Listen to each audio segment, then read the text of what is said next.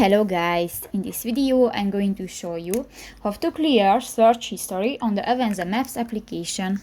But first of all, I just want to mention, please don't forget to subscribe to our channel, because at 100,000 subscribers we are going to show you our YouTube revenue statistics and growth strategy, how to make money online. So let's jump into it. First of all, open the application on your device.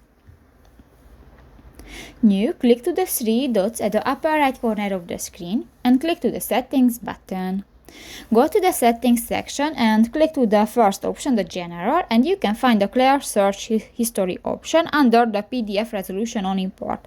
Clear all values from the History section in Search, and just click that and you can clear your search history. So that's pretty much it for this video, guys. See you in the next one. Bye bye.